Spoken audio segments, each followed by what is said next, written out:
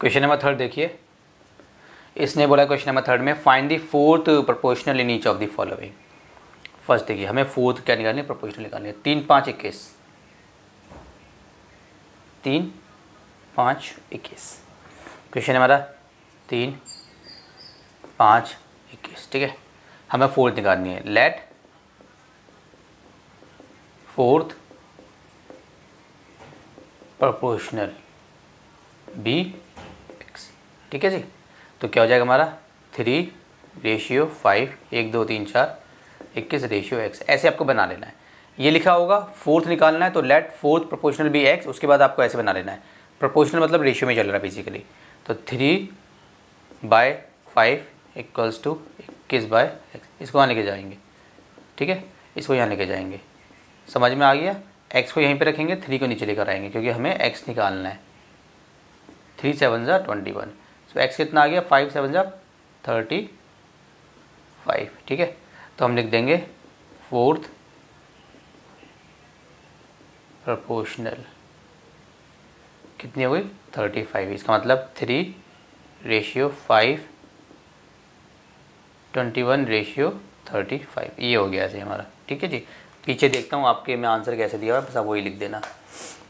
Question 3 का ये है, फर्स्ट पार्ट है, बस इसने आंसर दिया हुआ है, ठीक है। इसने ये दिया हुआ है आंसर 35, बस मैंने बता दिया। फोर्थ प्रोपोर्शनल 35, ये लिखने की ज़रूरत नहीं है, ठीक है। बस डॉट इज 92 87, सबसे पहली लाइन हमें ये लिखनी है, ठीक है। उसके बाद हम क्या करेंगे, 69:92, 1 2 3 4 87:x। तो 69/92 इक्वल्स टू 87/x। x वहाँ जाएगा, 87 मल्टीप्लाई ये यहाँ पे जाएगा 92, ये यहाँ गया, ये यहाँ गया, नीचे वाले को ऊपर भेजा, नीचे वाले को ऊपर भेजा, ठीक है। डिवाइड में था, बॉर्डर पार करके मल्टीप्लाई में, डिवाइड था, बॉर्डर पार करके मल्टीप्लाई में। x को यहीं पे रखेंगे, 8 7 मल्टीप्लाई 9 2/69। ऑड इवन नंबर है तो 2 से तो कटेगा नहीं। अच्छा 3 से ट्राई करते हैं। 6 और 9 कितने होते हैं, 15। 3 से पता कैसे लगाते हैं, आपके पास नंबर है, उस नंबर को प्लस कर दो, कितना है, 69 है। तो 6 + 9 इक्वल्स टू 15। 15 हमारा 3 के टेबल में आता है, याद रखना। तो ये 3 से डिवाइड हो जाएगा, ठीक है। ऊपर देखो 9 2 11, ये तो होगा नहीं 3 से डिवाइड। 8 और 6 7 15, 8 और 6 8 और 7 को देखो, सॉरी 8 + 7 कितना होता है, 15। ये भी हमारा 3 से डिवाइड हो जाएगा। मतलब ज़रूरी है कि 15 ही आएगा, मतलब एक ऐसा नंबर आएगा जो 3 के टेबल में आता है। अगर मान लो यहाँ पे 8 है और यहाँ पे 9 है, तो इसको प्लस करो, 8 + 9 8 और ये कितना हो गया, 17। तो डिवाइड नहीं होगा, ठीक है। अब मान लो ये 9 है, ये 9 है, ठीक है। तो 9 + 9 18, 18 3 के टेबल में आता है तो डिवाइड हो जाएगा। मतलब नंबर को प्लस कर दो, जो आएगा अगर वो 3 के टेबल में आएगा तो वो पूरा का पूरा नंबर 3 से डिवाइड हो जाएगा, चाहे 2 डिजिट का नंबर हो चाहे 10 डिजिट का नंबर हो, ठीक है। तो 3 2 6 और 3 3 9। अब 3 2 6, 2 बचा 7, 3 9 27, ठीक है। अब क्या करें, अब देखो क्या 23 के टेबल में 92 आ सकता है। अगर 2 लाना है तो मुझे 4 से कर सकता हूँ, 4 3 12 का 2 92 आ गया। 4 3 12 का 2 1 करी, 4 2 9, ठीक है। 23 4, ठीक है। सो x मेरा कितना हो गया, 29 और 4 को मल्टीप्लाई कर देंगे, 29 मल्टीप्लाई 4 116, और ये 116 मेरी क्या हो गई, फोर्थ प्रोपोर्शन हो गई। पूरा लिख देना, ठीक है जी। चलिए ये मेरा हो गया सॉल्व।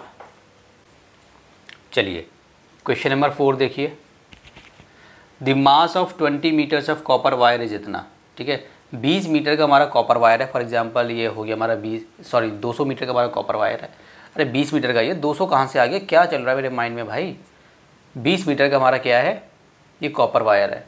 इसका मास मतलब इस पूरे का जो मास मतलब इसका वेट है ना, मतलब वो कितना बच्चों, वो है हमारा कितना है, 0.9 kg। अच्छा उसके बाद find the mass of 170 meter of the same type of copper. इसी हमें एक दूसरा कॉपर है जिसका है 170 मीटर है, इसी टाइप का कॉपर है, 20 मीटर की जगह 170 मीटर है। तो इसका हमें मास निकालना है। कितना सिंपल क्वेश्चन है, देखिए कैसे करेंगे। सबसे पहले आपको क्या लिखना है बच्चों, आपको लिखना है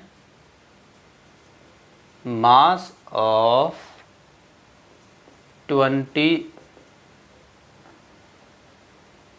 मीटर्स ऑफ कॉपर कितना है बच्चों, वो है हमारा 0.9 kg। अब देखिए यहाँ पे सिंपल मैथ्स, बच्चों वाली मैथ्स, 20 मीटर का दिया हुआ है और मुझे निकालना है 170 का, 20 का दिया हुआ है 170 का।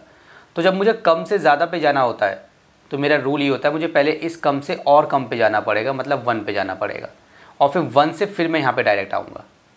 मतलब अगर आपको 5 का दे दिया कोई चीज़ और बताया कि भाई 5 की इतनी तो बताओ 25 की कितनी होगी, तो पहले 5 की इतनी तो बताओ, 5 की इतनी तो बताओ 25 की कितनी होगी, तो पहले आपको पीछे जाना पड़ेगा 1, फिर 1 से आप यहाँ पर आओगे। ये रूल होता है, ठीक है। इसका मतलब क्या है सर, 20 का है इतना तो पहले 1 पे जाना पड़ेगा, तो 1 मीटर का कितना होगा, mass of 1 meter of copper कितना होगा। अब वो कैसे निकालते हैं, ये है तो यहाँ एज इट इज़ लिखेंगे, ये 20 से फिर हम डिवाइड कर देंगे, ठीक है। इसमें इस वाले केस में कैसे करते, जैसे मान लो इस वाले केस में मान लो हमारा ये दिया होता, हमारा कुछ भी दिया हुआ है मान लो, तो जो भी होता हमारा, जैसे मान लो 5 रुपये की कोई चीज़ है, 5 का मान लो 25 है फॉर एग्जाम्पल, ठीक है।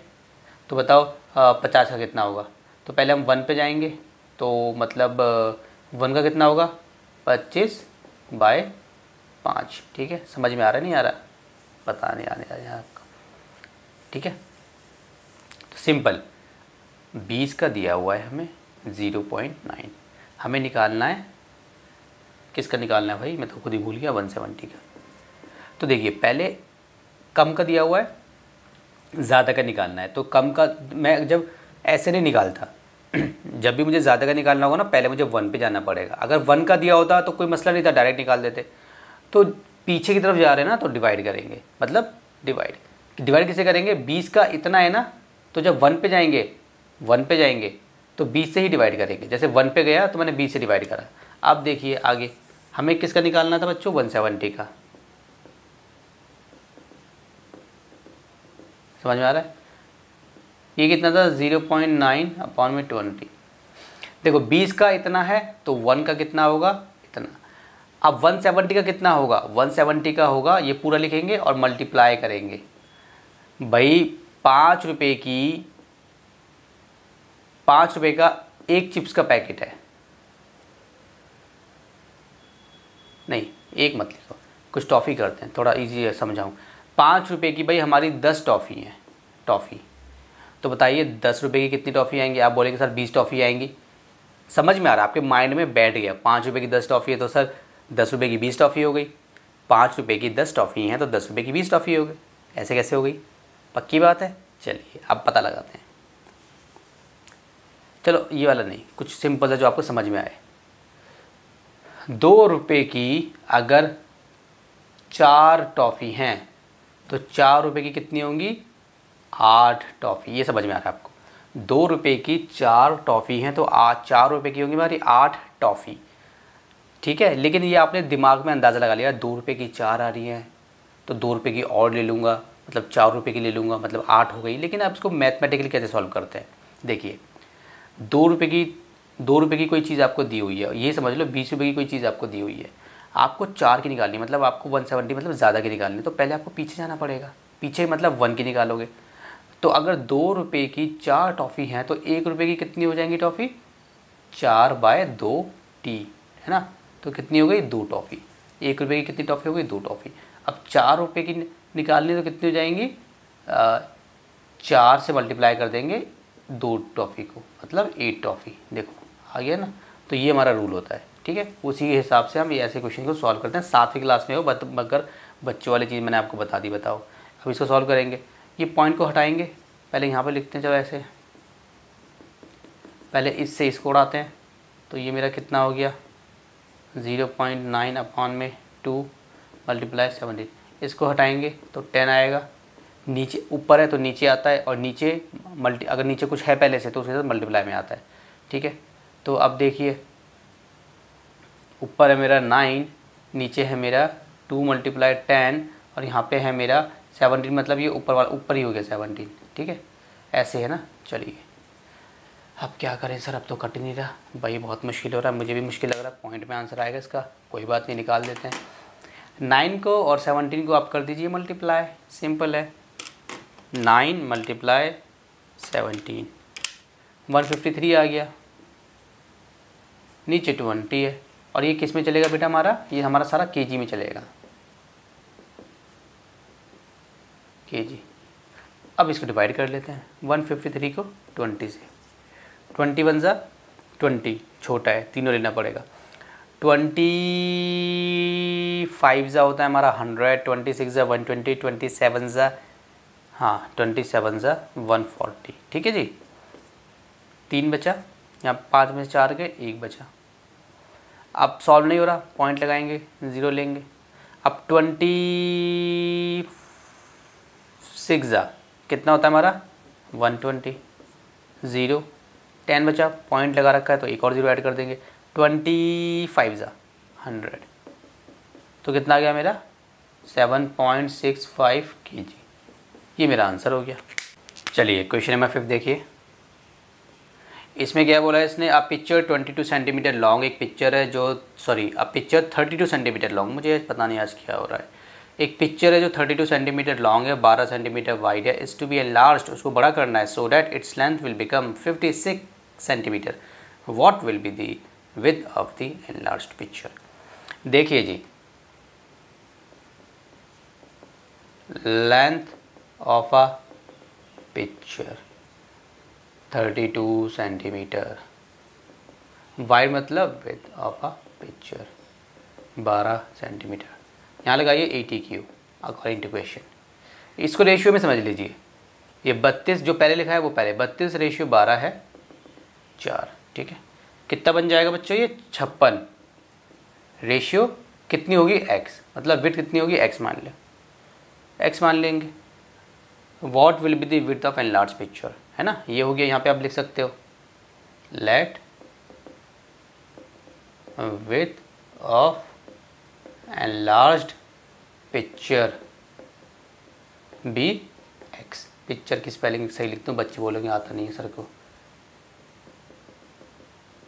पिक्चर बी x, ठीक है जी, अकॉर्डिंग टू क्वेश्चन। ये रेशियो भी लिख देंगे। 32 पहले क्यों आया सर, 12 पहले क्यों नहीं आया, क्योंकि क्वेश्चन में देखो पहले 32 है फिर 12 है। और फिर सर 56 पहले क्यों आया, क्योंकि लेंथ पहले लेंथ की बात की गई है, फिर ब्रेथ की, पहले लेंथ की फिर ब्रेथ की और विड्थ की, ठीक है। तो इसको कैसे लिखेंगे, 32 अपॉन में 12, 56 अपॉन में x। इसको यहाँ लेके जाएंगे 32 x 56, इसको यहाँ लेके जाएंगे 12, x को यहीं रखेंगे 56 12 32, ठीक है। तो 2 6 ज़ा 12, 2 1 ज़ा 2 और 2 6 ज़ा 12, ठीक है। अच्छा अब सर अब क्या करेंगे, 2 3 ज़ा 6, 2 8 ज़ा 60 सर। अच्छा सर अब क्या करेंगे, 8 इससे 7 ज़ा 8 7 ज़ा 56, तो x कितना आ गया 21। क्या था ये, x आ गया हमारा 21। किस में आएगा भाई, ये आएगा मेरा सेंटीमीटर में, चल रही नहीं सारी बात, सेंटीमीटर में, ठीक है। क्या आ गया 21 सेंटीमीटर। समझ में आया कैसे, तो ये हमारा क्या था, ये होगा हमारी विड्थ ऑफ एनलार्ज्ड पिक्चर। तो आप लिख दोगे विड्थ 21, ये मेरा सॉल्व हो गया, ठीक है। लेंथ ब्रेथ दे रखी थी तो आपको इसमें रेशियो बनानी थी, रेशियो वाला चैप्टर है, रेशियो बनानी होती है। नंबर देखिए इसका 6th लास्ट क्वेश्चन है। In a certain concrete mixture the ratio of cement to sand is इतनी, how many bags of cement would be used. देखिए सबसे पहले आप पहले लिख लीजिए ratio of cement to sand 1:5, 1 इसका है 5 इसका है, जो पहले है वो पहले, जो बाद में है वो बाद में, ठीक है। How many bags of cement would be used with 200 bags of sand. Bags used for sand, sand के लिए कितने बैग्स यूज़ किए गए हैं 200। तो बताइए सीमेंट के लिए कितने यूज़ किए जाएंगे, बैग्स यूज फॉर सीमेंट। देखिए आप कैसे करेंगे, सीमेंट की रेशियो कितनी है 1, नीचे आप लगाएंगे किसकी रेशियो, इसकी रेशियो, और मल्टीप्लाई करेंगे आप 200 से, ठीक है। सॉल्व कीजिए, यहाँ बैग्स लिख दीजिए, 5 4 ज़ा 20 और ये 0, 40 बैग्स, ये आपका आंसर हो गया। बस कुछ नहीं था इसमें, ठीक है जी। सैंड इससे कितना ज़्यादा है, रेशियो में देख के समझ में आ रहा है, 5 गुना ज़्यादा। ये 1 है तो ये 5 है, इसका मतलब अगर सीमेंट 2 होता तो वो 10 होता, नॉट 10 होता, नॉट इन दिस वे।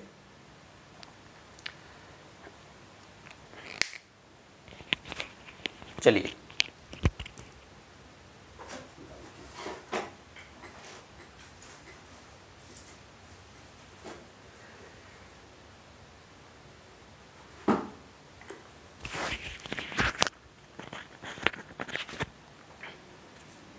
ठीक है, अगर मान लो ये 1:6 होता तो हम करते 1/6 ऐसे, 1:8 होता तो 1 ऐसे, 1:7 होता तो ऐसे। सिंपल है, कुछ नहीं है, ठीक है। चलिए